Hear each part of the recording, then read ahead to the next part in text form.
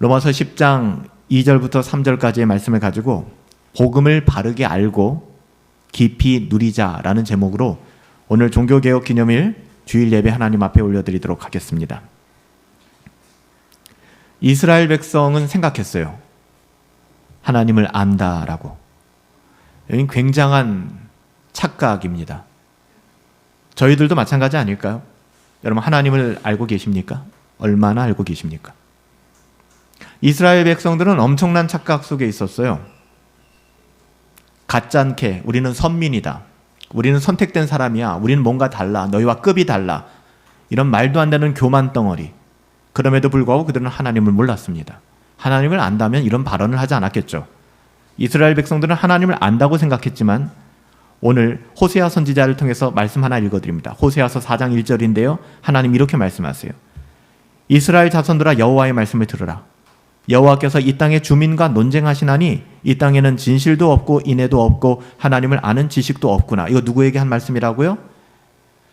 죽어도 우리는 하나님 안다, 우리는 선민이다, 우리는 하나님의 백성이야, 이방인들 너희들과는 급이 다른 존재야 라고 굳고 우기던 이스라엘 백성들을 향하여 하나님께서 호세아 선지자를 들어 말씀하게 하셨어요. 너희는 나를 몰라. 너희들 안에는 진실도 없고 인애도 없어. 하나님을 아는 지식도 없어.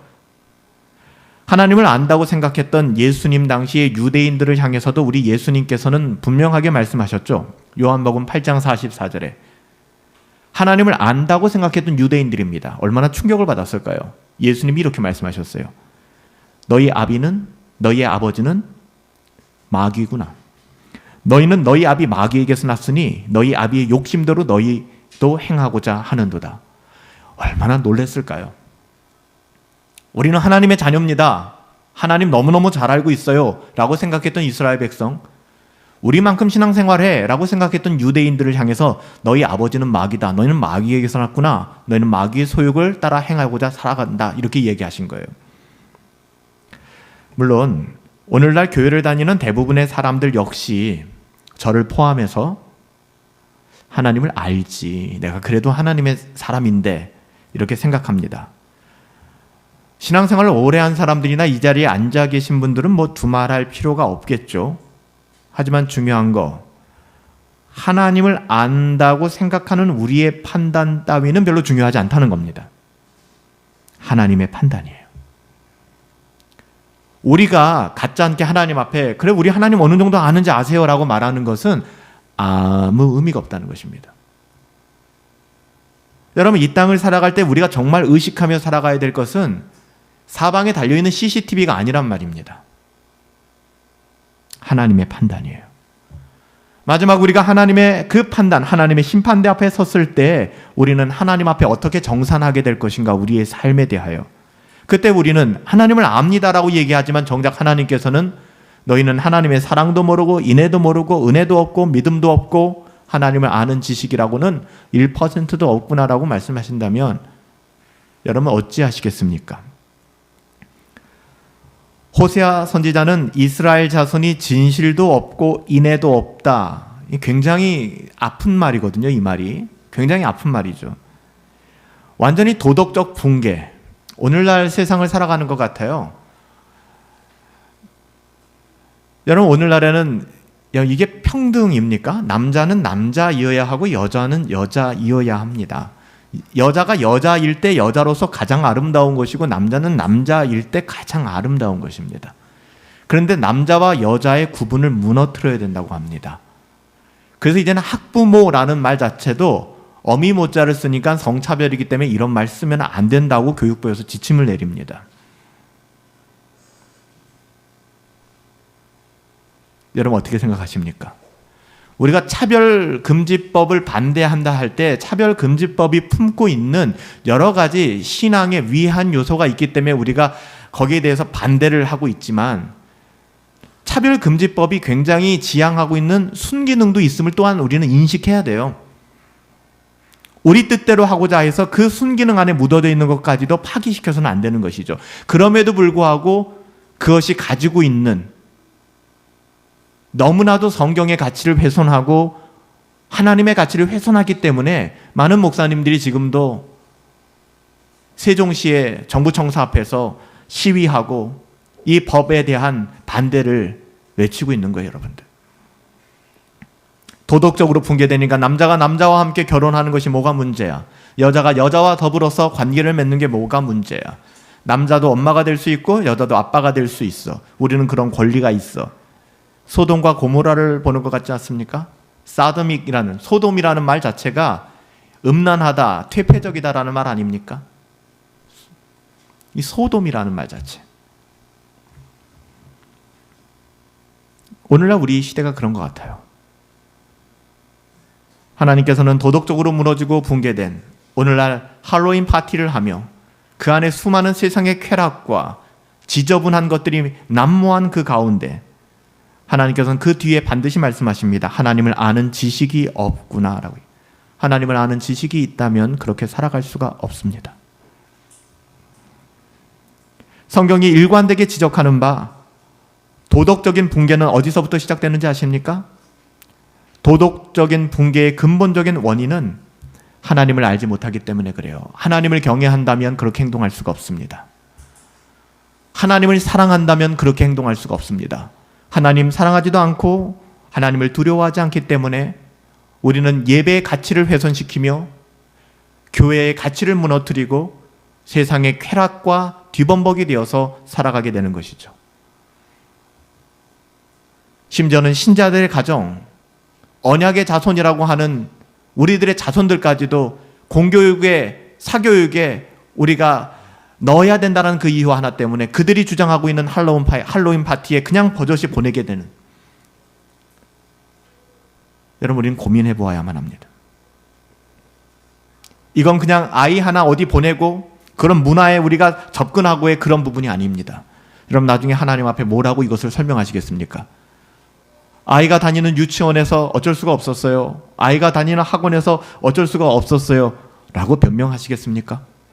만약에 여러분의 그 단순히 한번 아이 보내고 말지라는 그 선택으로 그 아이가 나중에 20대가 되고 30대가 되어서 지금보다 더한 할로윈 파티를 즐기고 그 문화 속에 매몰되어 간다 그러면 여러분 어떻게 하시겠습니까? 나비 효과가 나타난다 그러면.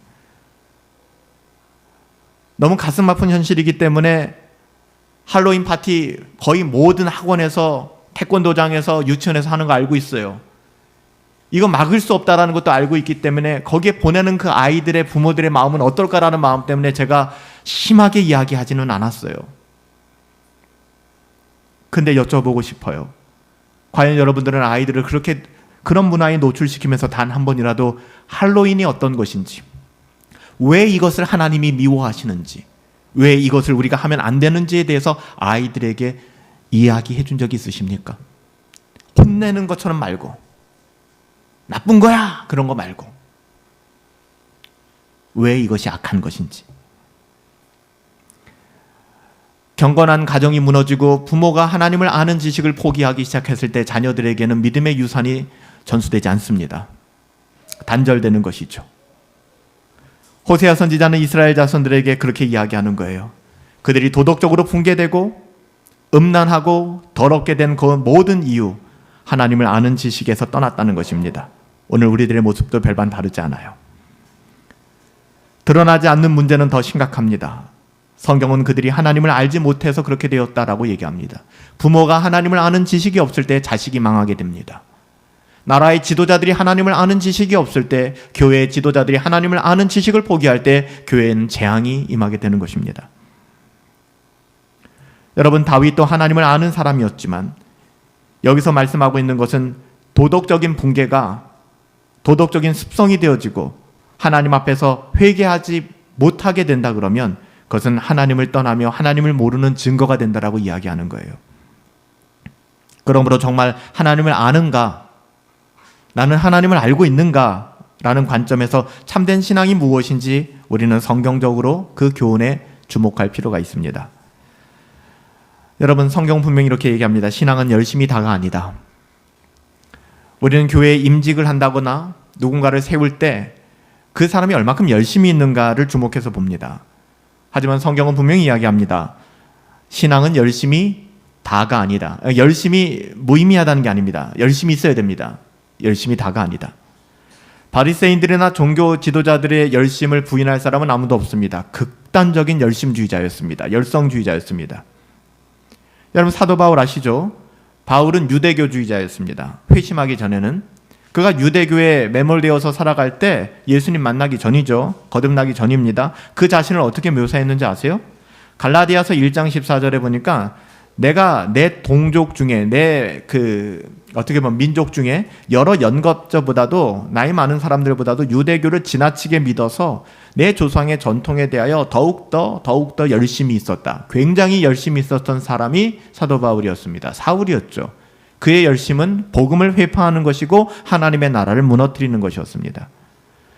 여러분 사도 바울이 갈라디아서를 쓰면서 열심 그 자체를 나쁘다라고 말하는 건 절대 아닙니다. 여러 곳에서 성경은 열심을 강조하죠. 근데 그 열심이 어떤 열심인가가 중요하다라고 지금 말씀을 드리는 겁니다. 디도서 2장 14절에 가보면 하나님께서 우리를 구원하신 것에 대해서 뭐라고 말씀하시냐면 선한 일을 열심히 하는 자기 백성이 되게 하려 하심이라 라고 얘기합니다. 그러니까 선한 일을 열심히 할 수 있는 자기 백성들을 세우시기 위하여 하나님 우리를 구원하셨다는 것이죠.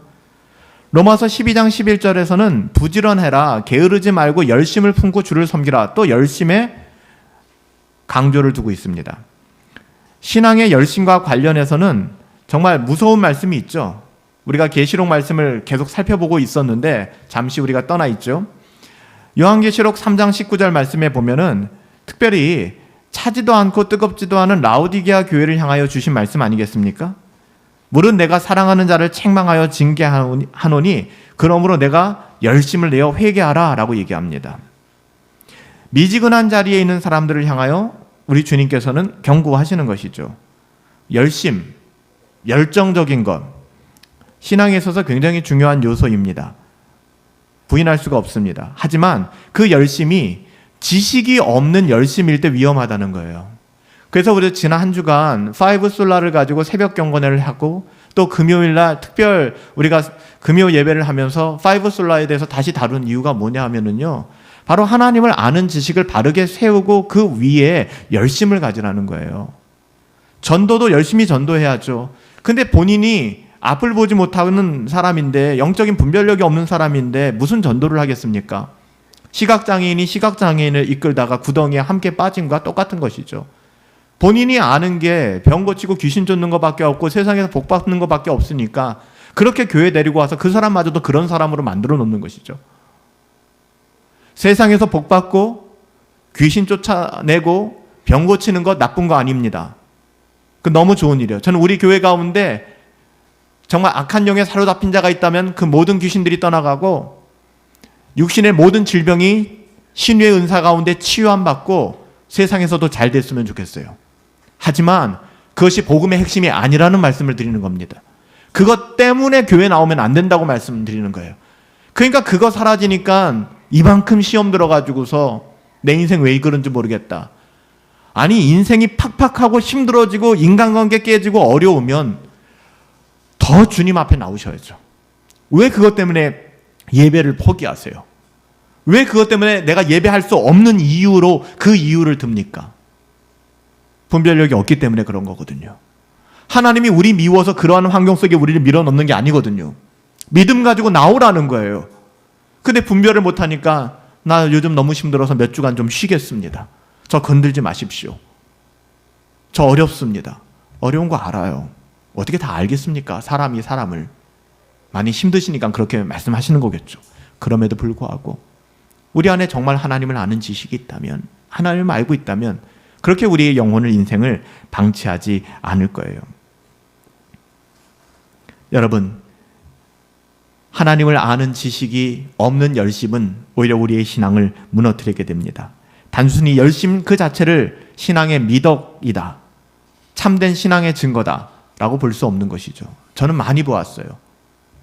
부교육자 생활을 하면서도 그렇고 담임 목회를 하면서도 열심을 가진 사람이 때로는 얼마큼 교회를 힘들게 하고 무너뜨리게 하는가, 저는 정말 많이 봤어요. 그래서 이제는 좀 성숙해졌는지 철이 들었는지 저도 사람을 볼 때 사람의 그 뜨거운 열심, 당장이라도 뭔가를 해낼 것 같은 그런 열심으로 그 사람을 평가하지 않아요. 그게 아니라는 것을 알고 있기 때문에 그 안에 하나님을 향한 사랑이 있는가? 하나님을 향한 신뢰가 있는가?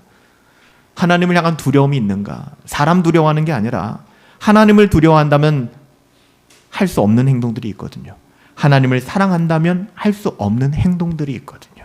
그런데 그런 행동들을 마구마구 하면서 열정을 보인다 그러면 그 사람이야말로 정말로 위험한 사람입니다. 하나님은 지식이 없는 열심을 거절하세요. 왜냐하면 그것은 하나님의 영광을 위한 것이 아니라 결국 자기를 위한 거거든요. 그러니까 자기가 좋으면 엄청 열심히 일해요. 본인이 좋으면 예배당 청소도 나오고 봉사도 하고 헌금도 하고 사람들 보면 웃고 굉장히 잘합니다. 자기가 힘들면 사람 안 봐요. 교회 모든 모임 다 끊어요. 자기 속에 갇히는 것이죠. 여러분, 이게 뭐예요? 결국에는 이 모든 일들이 하나님의 영광, 솔리데오 글로리아가 아니라 나의 어떠함을 드러내는 수단이 되는 거거든요. 나 기분 좋으니까 내가 할게. 나 기분 나쁘니까 나한테 시키지 마. 나한테 얘기도 하지 마. 결국 이게 뭐예요? 자기의 의로움을 쌓아가는 거거든요. 자기의 의로움을 쌓는 종교 행위고, 금요 예배 나오신 분들은 한 번 더 확인하셨지만 에라스무스가 가지고 있던 신앙의 시발점이 이런 거였어요.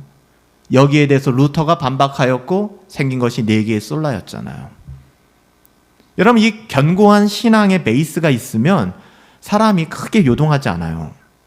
근데 이 베이스가 흔들리면 굉장히 요동하게 되는 것이죠. 오늘 본문 2절이 그것을 얘기합니다. 하나님의 의를 모르고 자기 의를 세우려고 힘써 하나님의 의에 복종하지 아니하였느니라. 그러니까 결국에는 굉장히 열심히 신앙생활하는 것 같고 열심히 살아가는 것 같지만 그의 모든 행동은 하나님의 의에 복종하지 않는 겁니다. 내 뜻에 복종하는 거죠. 나를 위해 살아가는 것이죠. 자기의 의를 쌓는 것은 결국 적극적으로 힘써서 자기의 의에 복종하지 않는 반역 행위이기 때문에 악하고, 그 열심 자체는 하나님 나라의 순기능을 이루는 것이 아니라 그가 열심히 하면 할수록 사람들이 시험 들어요. 그가 열심히 하면 할수록 사람들이 상처를 받아요. 그런 분들이 계시거든요. 뭔가 열심히 하는데 그 사람이 가는 곳마다 사람들이 시험 들고 부정적인 생각이 팽배하고 서로 비판하다가 결국에는 신앙을 포기하거나 교회를 떠납니다. 특히 교회가 깨지거나 갈라지는 교회 가면 이런 분들이 굉장히 많아요. 한때 열심히 신앙생활을 하던 사람들이 있었습니다. 그분들은 신앙 공부도 열심히 하고 성경 공부도 열심히 하고 기도도 열심히 하고 교회 봉사도 앞장섰죠. 그런데 지금 정작 교회를 떠난 분들이 적지 않거든요. 제가 예수님을 믿은 이후에, 제가 90년대 초반에 예수님을 믿었으니까 지금까지 살아오면서 적지 않은 시간, 한 30년 되는 시간 신앙생활을 해오면서 돌아보면은 이런 분들이 굉장히 많았어요. 열심히 교회 생활하고 열심히 봉사하고 그렇게 살았는데 지금 가끔 연락해서 보면 교회를 안 다닌대요. 교회를 안 다닌대요. 하나님을 아는 지식이 없는 열심이 만들어낸 결과입니다. 그 열심은 참된 신앙의 증거라고 볼 수 없는 것이죠. 물론 그런 열심을 처음부터 끝까지 한결같이 이어오시는 너무 소중한 분들도 많아요. 그런 분들 때문에 교회가 거룩한 그루터기가 남아있는 것이고 교회가 지금까지 이어질 수 있는 것이죠. 하지만 지식이 없는 열심은 결국 사탄에게 이용당하여 파괴적인 결과만을 초래할 뿐입니다.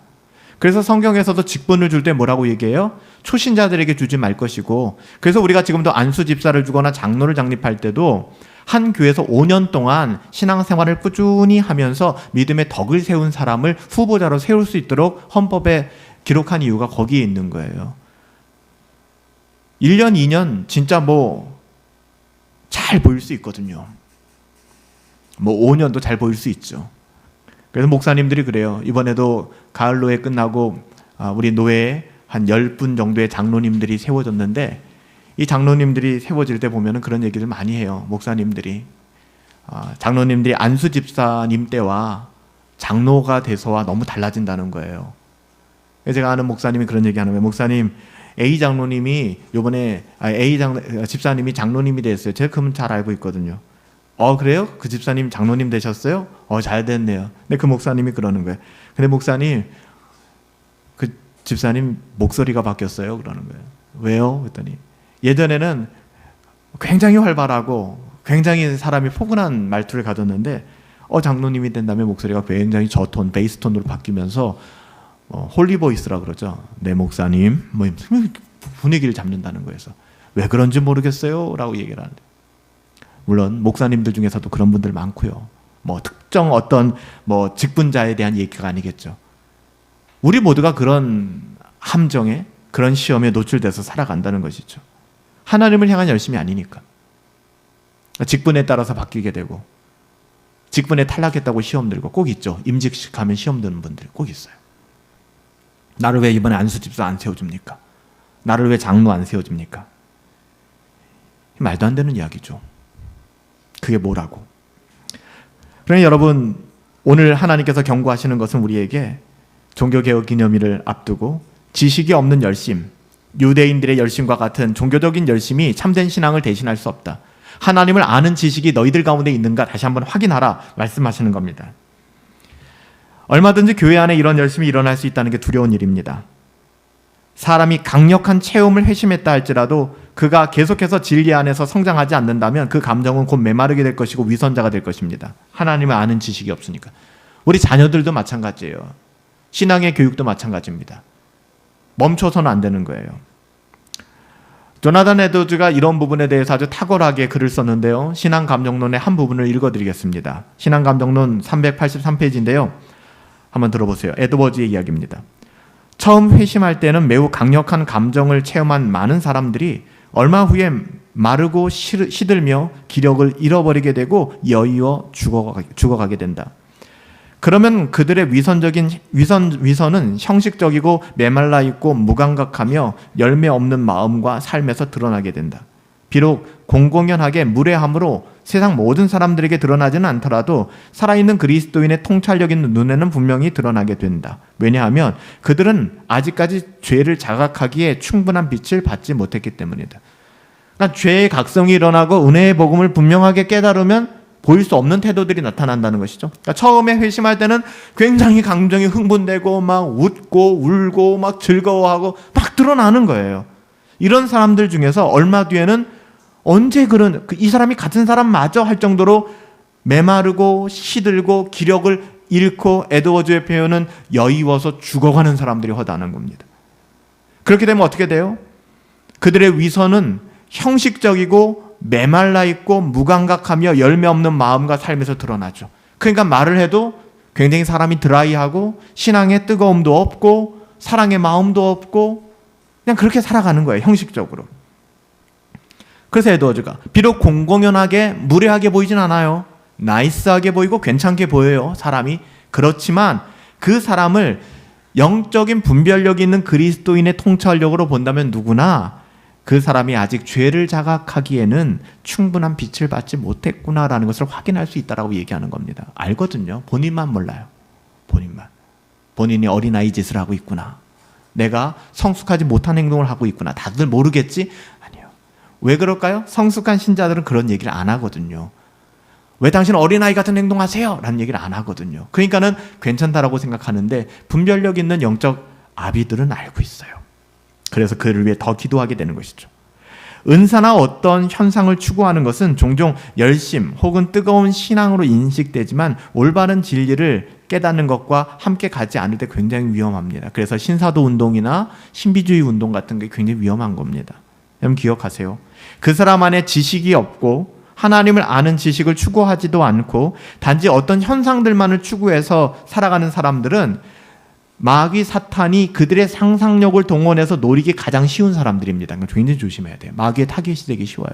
말씀은 없는데 막 신비한 환상을 원하고 지난 꿈에 꿈을 꿨는데 이런 일들이, 아니면 하나님이 이런 계시를 보여주었는데, 여러분 계시는 끝났습니다. 계시는 완성되었어요. 이거는 분명합니다. 계시는 신구약 66권을 통해서 완성되었습니다. 계시가 완성됐다는 거하고 하나님이 지금도 역사하시며 섭리하신다는 건 별개의 문제입니다. 하나님 지금도 역사하세요. 하나님 일하십니다. 하지만 계시는 멈췄어요. 그러니까 내가 계시 받았다.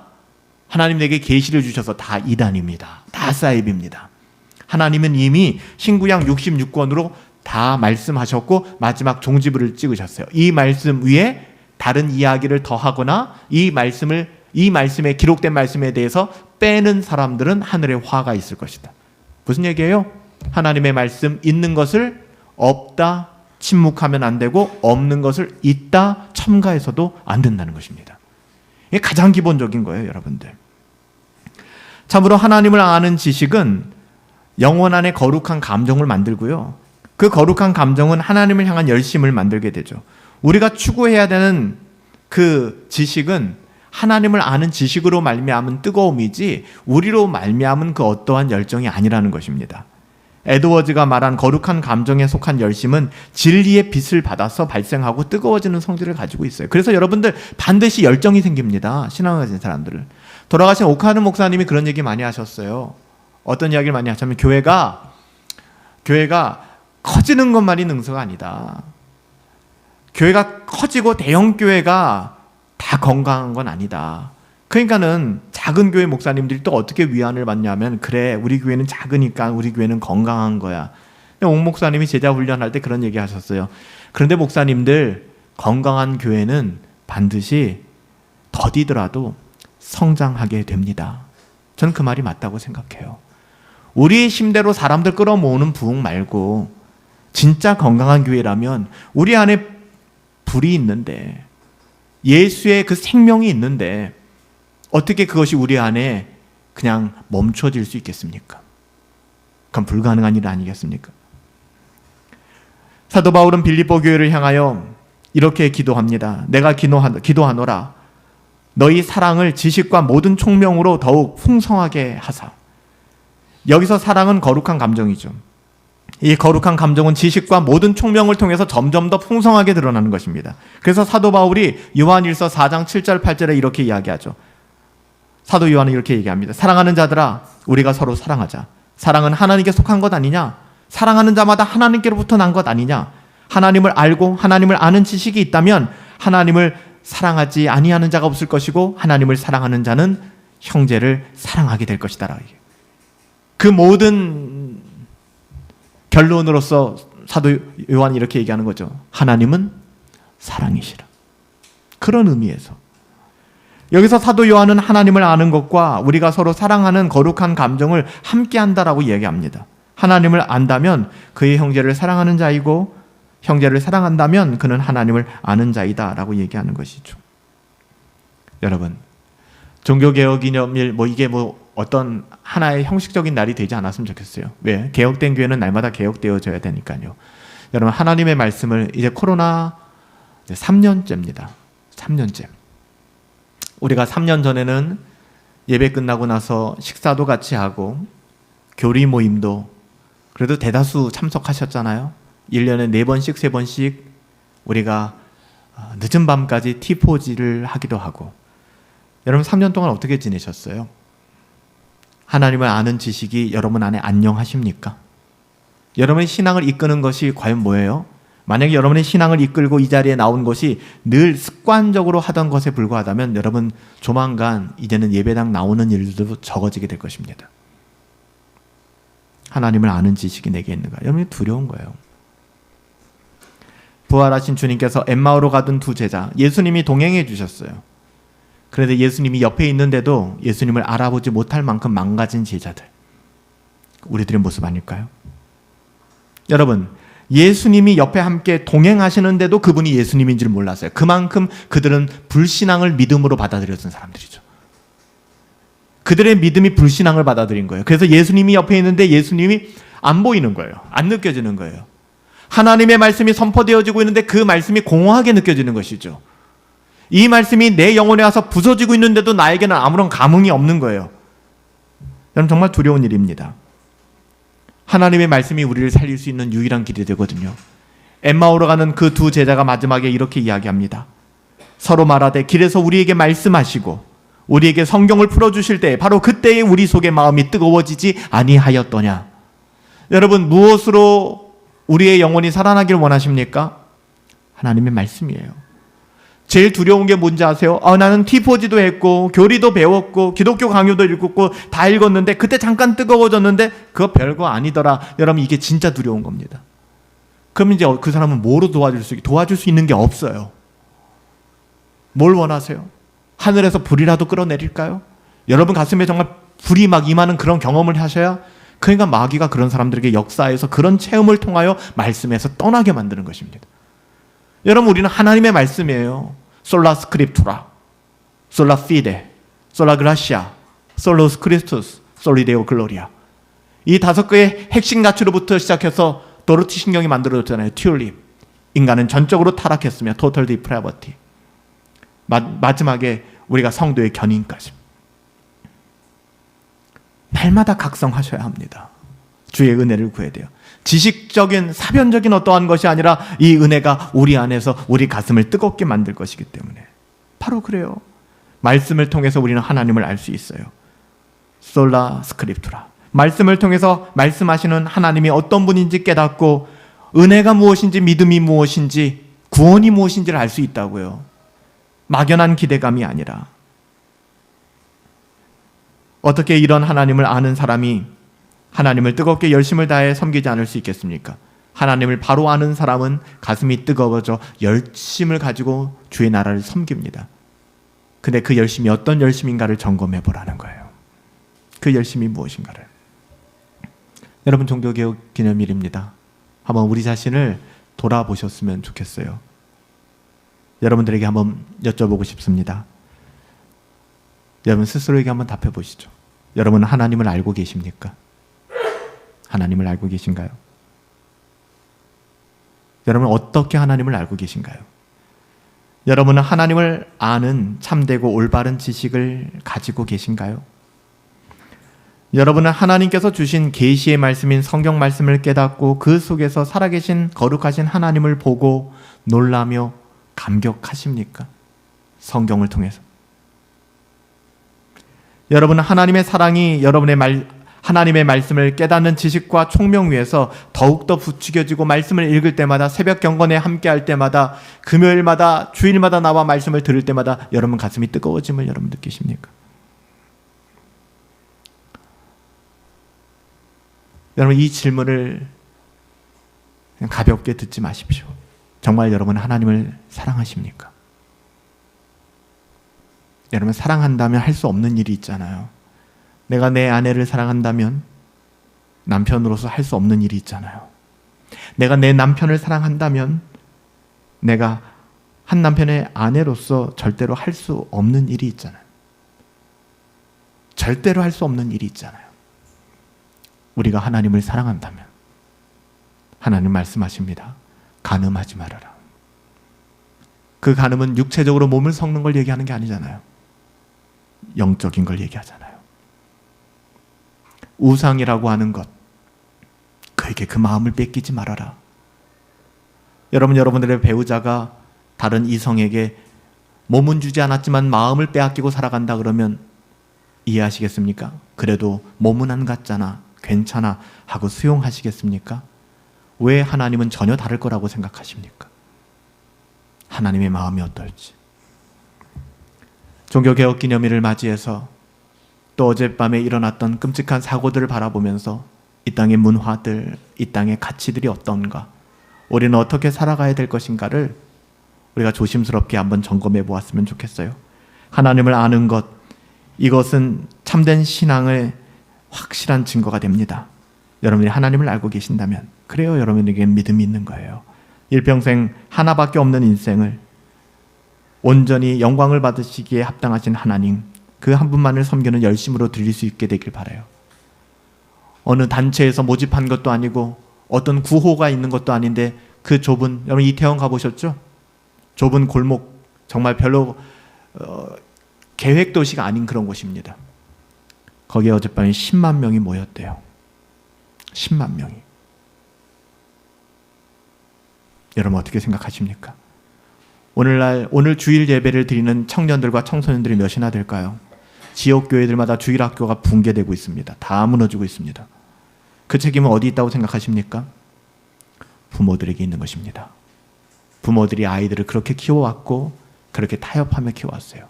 하나님을 아는 지식이 없이. 저와 여러분들, 우리 분당 허브교회, 우리 안에서는 이런 일들이 일어나지 않았으면 좋겠어요. 하나님을 아는 지식을 가지고 그 믿음을 전수하며 하나님 사랑하기에 할 수 없는 여러 가지 일들을 피하며 하나님 사랑하기에 할 수밖에 없는 그 아름다운 은혜의 길들을 함께 걸어갈 수 있게 되기를 예수님의 이름으로 축복합니다. 살아계신 아버지 하나님, 종교개혁 기념이라는 것이 뭐 별다른 것 아닙니다. 다시 한번 우리 마음을 돌아보기를 원합니다. 나는 하나님을 사랑하는가? 나는 하나님을 알고 있는가? 내게 기독교란 무엇인가? 그냥 조사할 때 나는 기독교 종교를 가지고 있습니다. 그 정도의 이야기가 과연 내가 신자라는 것을 보증할 수 있는가? 살아계신 아버지 하나님, 다시 한번 나는 하나님을 알고 있는가? 나는 하나님을 사랑하고 있는가? 나의 열심과 내가 주일날 예배당에 나올 만큼의 이 열심을 격발케 한 근거는 무엇일까? 돌아보게 하여 주시옵시고 정말 하나님의 말씀으로 다시금 돌아가고 끝없이 돌아가서 하나님의 말씀 따라 살아갈 수 있는, 하나님 말씀 앞에서는 좀 단순해질 수 있는 믿음의 삶 살아갈 수 있도록, 그래서 하나님의 말씀으로 개혁된 인생 살아갈 수 있도록, 날마다 그리 살아갈 수 있도록 하나님 인도하여 주시옵소서. 하나님이 함께 하실 것을 믿고 감사하오며 예수님의 이름으로 기도하옵나이다. 아멘. 하나님 앞에 우리 헌상하며 연보하며 나가도록 하겠습니다. 화려하지 않지만 정결하게 사는 삶, 깨끗하고 올곧게 가진 것이 적지만 감사하며 살아갈 수 있는 삶,